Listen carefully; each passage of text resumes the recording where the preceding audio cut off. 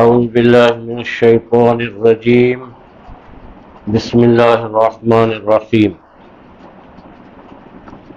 لا جناح علیکم ان طلقتم النساء ما لم تمسوهن او تفرضوا لهن فریضہ ومتعوهن على الموسع قدره وعلى المقتر قدره متاعا بالمعروف حقا على المحسنین۔ تم پر کوئی گناہ نہیں ہے اگر تم طلاق دے دو عورتوں کو جب کہ تم نے ان کو ہاتھ نہیں لگایا یا مقرر نہیں کیا ان کے لیے کچھ مہر، فریضۃ مانا کچھ مہر، اور کچھ فائدہ پہنچاؤ ان کو، ومتعوہن اور کچھ فائدہ پہنچاؤ ان کو، علی الموسع خوشحال پر اس کی حیثیت کے مطابق، اور تنگ دست پر، مقتر منا تنگ دست، اس کی حیثیت کے مطابق، متاعا بالمعروف فائدہ دینا ہے دستور کے مطابق، یہ لازم ہے نیکی کرنے والوں پر، حقا علی المحسنین یہ لازم ہے نیکی کرنے والوں پر۔ یہاں پر یہ بتایا گیا ہے دو کنڈیشنز ہیں کہ اگر تم نے ایک ایسی عورتوں کو طلاق دے دی کہ جن کے ساتھ تم نے حق زوجیت نہیں ادا کیا، نکاح ہو گیا تھا، وہ اپنے گھر میں ہی، اپنے رخصتی نہیں ہوئی تھی،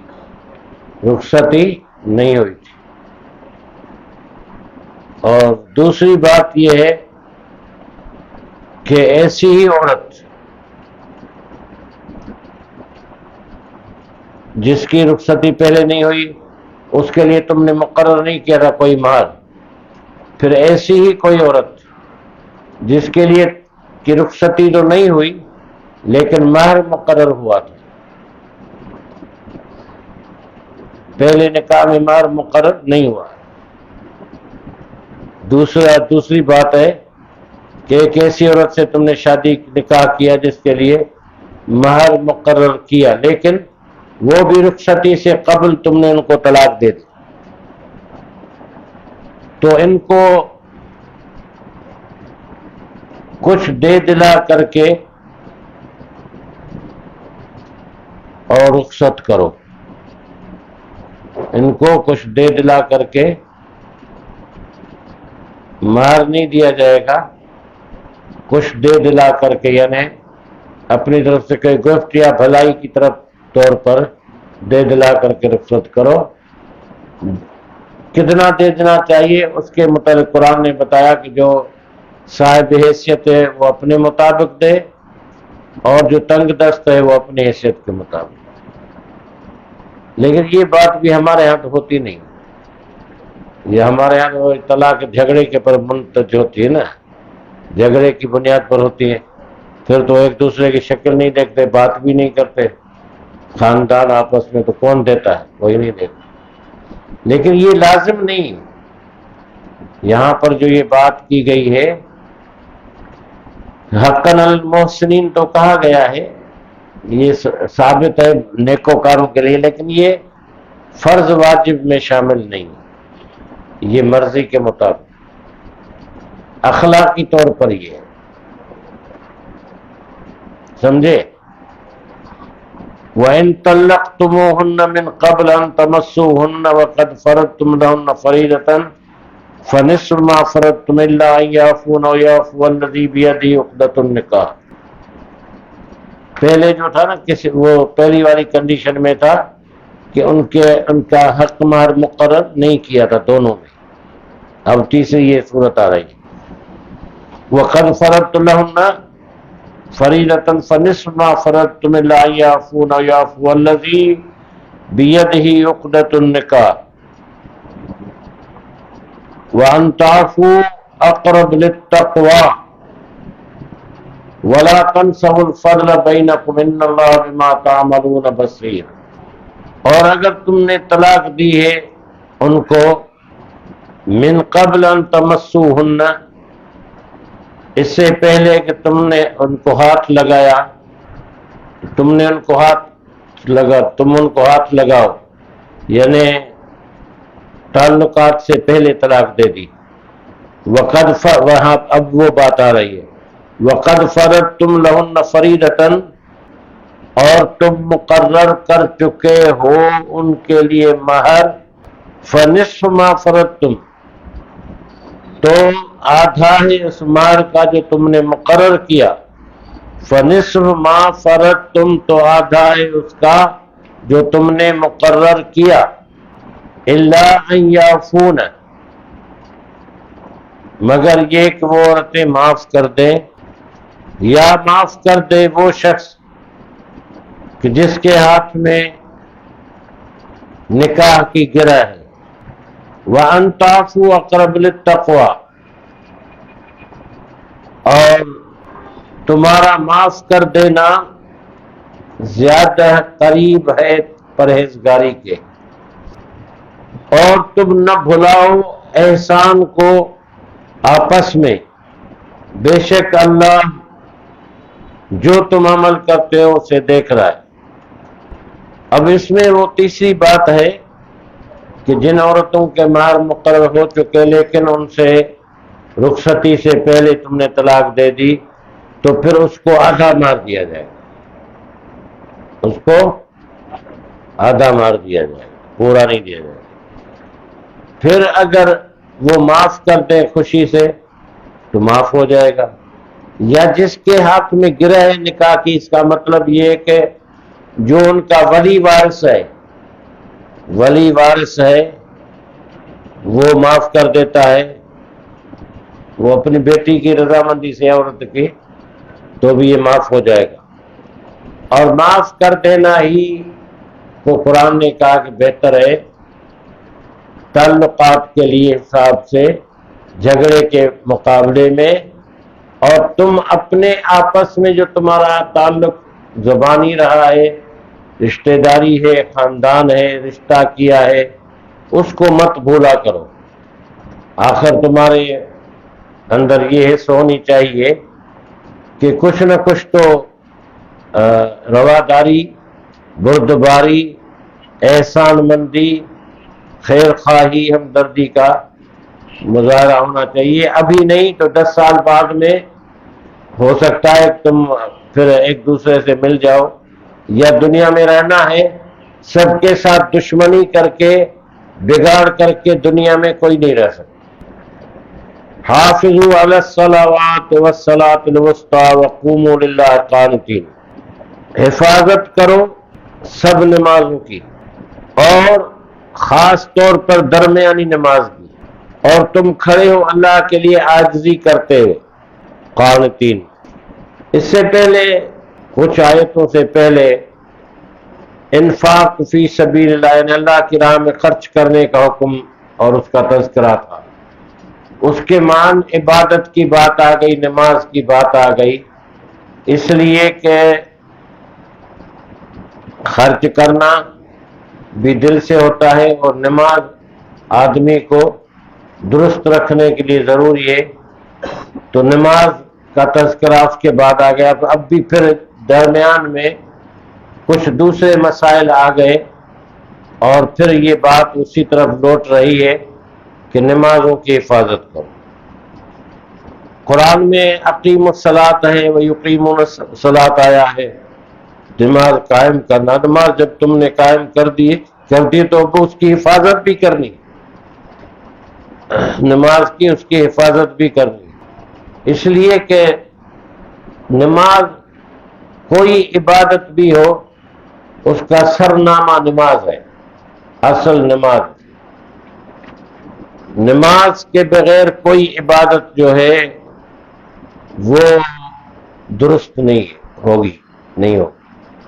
حدیث شریف میں بھی آیا ہے کہ قیامت کے دن اعمال میں سب سے پہلے نماز کو وزن کیا جائے گا، میزان میں دیکھا جائے گا، اگر نماز درست ہوئی تو باقی اعمال درست ہو جائیں گے، اگر نماز میں گڑبڑ ہوئی تو باقی اعمال درست نہیں ہوں پہلے نماز میں۔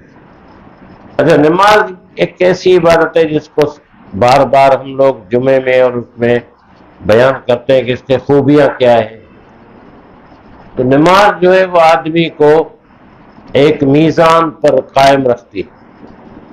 پھر بھی اگر انسان غلطی تو کر لیتا ہے، آدمی اعتراض کرتا ہے کہ بھئی نماز پڑھتے چوری کرتے، نماز پڑھتے فلاں کام کرتے فلاں، یہ نماز جو ہے وہ روایتی انداز کی نماز ہے۔ اگر خشوع خضوع والی نماز ہو تو آدمی کو پتا ہو کہ میں کیا کر رہا ہوں، کہاں کھڑا ہوں، تو پھر وہ نماز آدمی کو سیدھا کر دیتی۔ اچھا، یہ صرف بات نہیں ہے کہ وہ آخرت کی کا انعام ہے، بلکہ دنیا میں بھی نماز بتاتی ہے کہ تمہیں کیا رویہ اختیار کرنا ہے، کیا اخلاق کا کردار کا مظاہرہ کرنا ہے، اس اب ماضی میں تم نے کیا کیا، حال میں تمہارا کیا انداز ہے، مستقبل کے لیے تم کیا سوچ رہے ہو، یہ سب نماز بتاتی۔ پھر اس کا تعلق جو ہے اپنی ذات سے بھی ہے، گھر سے بھی ہے، گھر والوں سے بھی ہے، پڑوس سے بھی ہے، قومی اور بین الاقوامی طور پر بھی، ہر انسان کے ساتھ بھی بہت ساری خوبیاں ہیں۔ بے تحاشا کس کو کہ کئی دفتر بھر جائے، نماز کی خوبیاں کم نہیں ہوں گی۔ تو نماز اب کون سی نماز ہے؟ وسطیٰ، درمیانی نماز۔ بعض نے کہا ہے کہ درمیانی نماز تو سرحد پر جو درمیانی نماز ہے وہ فجر کی نماز ہے۔ فجر کی بھی ہو سکتی ہے لیکن اس کے لیے علیحدہ قرآن میں آیا ہے۔ نماز وسطیٰ جو ہے درمیانی نماز، اکثر طور پر علماء نے فرمایا ہے، مفسرین نے، کہ وہ نماز عصر ہے۔ اور یہ نماز عصر جو ہے وہ 2 نبیوں سے قضا ہونے کو تھی یا ہو گئی۔ ایک حضرت سلیمان علیہ السلام نے جب پریڈ دیکھی گھوڑوں کی تو اس میں مشغول ہو گئے، نماز عصر قضا ہو گئی۔ اور رسول اللہ صلی اللہ علیہ وسلم یوم خندق میں جب مصروف تھے، خندق کی کھدائی ہو رہی تھی، دشمن بھی سامنے تھے، اس وقت بھی جو ہے وہ نماز قضا ہو گئی تھی، عصر کی نماز۔ اس لیے عصر کی، اچھا عصر کا وقت جو ہے ہمارے کراچی کے اعتبار سے تو نہیں، لیکن دنیا میں عصر کا وقت جو ہے وہ مصروفیت کا، یا تو آدمی کھیل کے لیے نکل جاتا ہے، تفریح کے لیے نکل جاتا ہے، کاروبار بند کرنے کا ٹائم ہوتا ہے، اس وقت اس کو جلدی بھی ہوتی ہے، یا کاروبار عروج پر ہوتا ہے اس وقت۔ اس اعتبار سے نماز، اس کی اہمیت، اس نماز، تو یہ نماز بھی درمیان میں ہے۔ اس کے بعد جو ہے 2 نمازیں ہیں، اس سے پہلے 2 نمازیں، ظہر اور فجر ہے، اور عصر کے بعد جو مغرب اور عشاء ہے، یہ بھی بیچ میں ہے، خاص طور پر اس کے لیے کہا گیا۔ اور اللہ کے لیے کھڑے ہو عاجزی کے ساتھ، نماز کا مقصد ہے عاجزی۔ اگر کسی کو عاجزی نماز نہیں سکھاتی ہے تو پھر وہ ابھی اس نے نماز کی روح کو نہیں پایا۔ فَإِنْ خِفْتُمْ فَرِجَالًا أَوْ رُكْبَانًا فَإِذَا أَمِنْتُمْ فَاذْكُرُوا اللَّهَ كَمَا عَلَّمَكُم مَّا لَمْ تَكُونُوا تَعْلَمُونَ۔ پھر اگر تم خوف میں ہو تو نماز پڑھو پیدل، فرجالن مانا پیدل یا سواری پر، فیضا امن تم، تو جب تم امن میں ہو جاؤ تو یاد کرو اللہ کو جس طرح اس نے سکھایا ہے تمہیں، معلوم تکون تعلمون، جو تم نہیں جانتے تھے، جو تم نہیں جانتے تھے۔ اچھا، یہ نماز خوف کے عالم میں بھی پڑھو، جنگ کے عالم میں بھی پڑھو، اب اس کے قرآن نے دوسری جگہ پر بتایا ہے پیدل اور سواری پر بھی نماز پڑھو، نماز پڑھنی. وہ دوسری جگہ ہے کہ خوف کی نماز بھی 2 رکعت ہے، جنگ سامنے چل رہی ہے، دشمن بھی سامنے مسلح ہے، اس وقت نماز کا ٹائم ہو جائے تو اس پر کی نماز پڑھنی. ایک اس لشکر جو ہے اس کو 2 حصے کر دو، ایک حصہ پہلے آئے امام کے ساتھ آ کر کے 1 رکعت پڑھے، 1 رکعت پڑھ کے چلا جائے اور اپنا اسلحہ سنبھال کر کے کھڑا ہو جائے. دوسرے لوگ آئے وہ آ کر کے 1 رکعت دوسری امام کے ساتھ پڑھے، امام کی 2 ہو جائیں گی، وہ اپنی 1 اور پڑھ لے، وہ اپنی 1 اور پڑھ لے، اور سابقہ لوگ بھی آئے وہ بھی آ کے 1 رکعت پڑھ لیں. یہ خوف کی نماز دوران جنگ، اتنی بڑی اہمیت ہے نماز کی حالت جنگ میں بھی. اور میری سمجھ میں کہ آپ بھی سمجھتے ہیں شاید کوتاہی ہماری سب سے بڑی نماز ہے امت مسلمہ میں. وہ سمجھ میں نہیں آتی امت کو یہ بات، اپنا ہر کام چھوڑ کر کے وقت نماز آ جائے تو آپ نماز کے لیے چلے جائیں، پھر جہاں آپ نے چھوڑا وہاں سے آ کر دوبارہ شروع کریں. اگر امت پوری نماز پڑھے تو بہتر کام ہو جائے گا امت کا، ایک قرآن اور ایک نماز.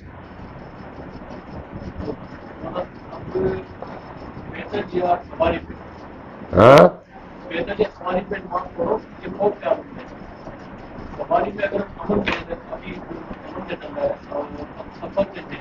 نہیں وہ والی نہیں ہے، فرض سواری پر نہیں ہے. ایسی سواری نفل پڑھ سکتے ہیں، ریل میں پڑھ سکتے ہیں، بس میں پڑھ سکتے ہیں. وہ پہلی بار آدمی قبلہ پوچھ کر کے نیت کر لے، پھر چینج ہوتا رہے کوئی اور.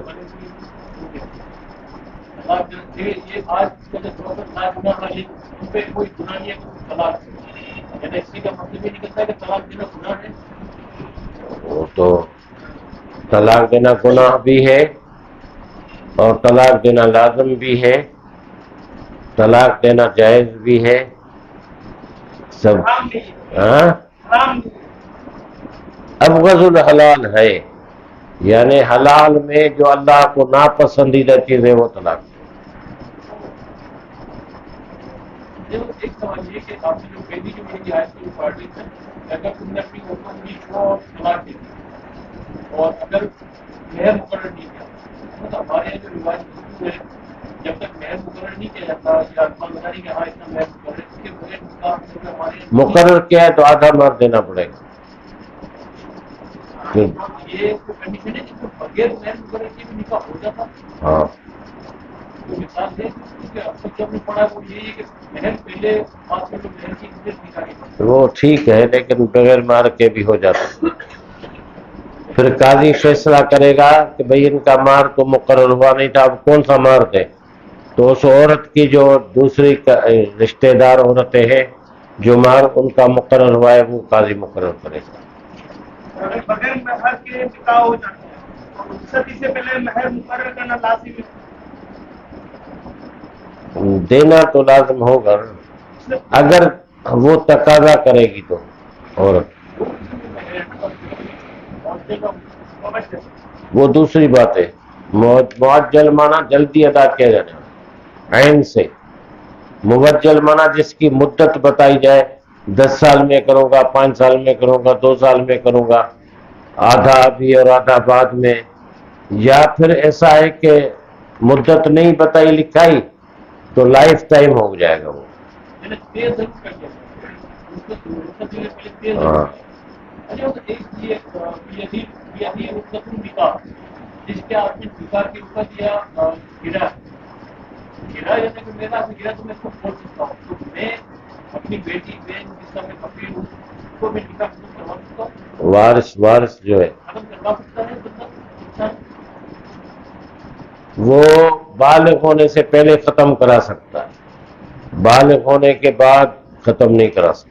میری بیٹی خدا نہیں ہاں اور اس کو طلاق دے، ہاں اور یا طلاق دے یا عورت بالغ عورت کو خدا نہیں، ہاں، وہ اپنے طور پر جا سکتی، ایک سرپرست آدمی نہیں ہوگا مسئلہ۔ نہیں، بالغ ہونے کے بعد نہیں۔ ٹھیک ہے، الحمدللہ رب العالمین، اللہم ارحمنا وانصرنا وعافنا واہدنا واحفظنا واشفنا ربنا انک رؤوف